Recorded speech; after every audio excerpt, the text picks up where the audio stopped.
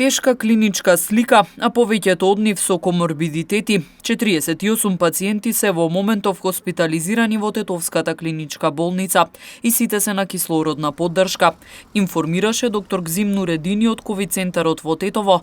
Тој истакна дека во последните 2 до 3 недели бројот на амбулантски прегледи и хоспитализации е речиси двојно зголемен. Во моментот имаме 48 пациенти, имавме и над 50.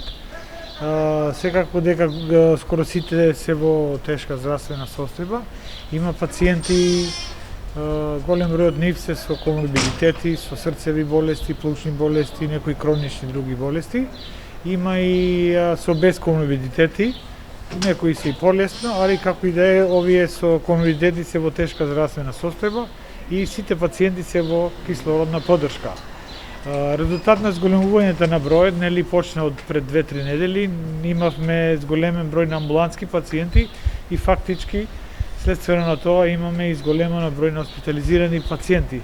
За да не речем за несреќа што слушав од епидемиолозите дека пикот се уште платото не чека некаде после 20 и тоа укажува дека следните денови иначе ќе имаме уште поголем број на пациенти и хоспитализирани.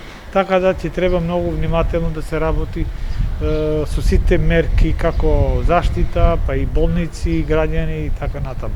Извршена е реорганизација во болницата, но доколку продолжи трендот на драстичен пораст на нови случаи хоспитализации, ќе треба уште едно менаџирање на просторот и персоналот, кој е се поизморен.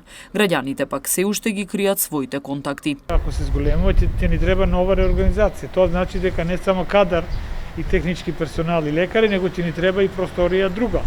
Така да во моментот со овој број што го имаме, ние имаме тие 2 спрата и инфективно оделение како ковид центар и во моментот некако се менаџира со тие. И иначе ние можеме во тек на денот да отстапиме некои други соби во евентуално ако ни е потребно, не мора тоа да го објавиме дека имаме да спрат посебно, али како и да е, ние тоа го менаџираме. Нормално, ако се зголеми бројот, нема да биде само кревети, ќе ни биде проблем и персоналот. Така да ти треба нови реорганизации, да направиме некои рестрикции од други оделенија, да земеме лекари, нешто и да блокираме, така да тоа ќе видиме како ќе се одвива. Лекарите уште еднаш предупредуваат дека се работи за сериозна болест, особено за оние пациенти со коморбидитети, кај кој е потребен системски пристап во лечењето.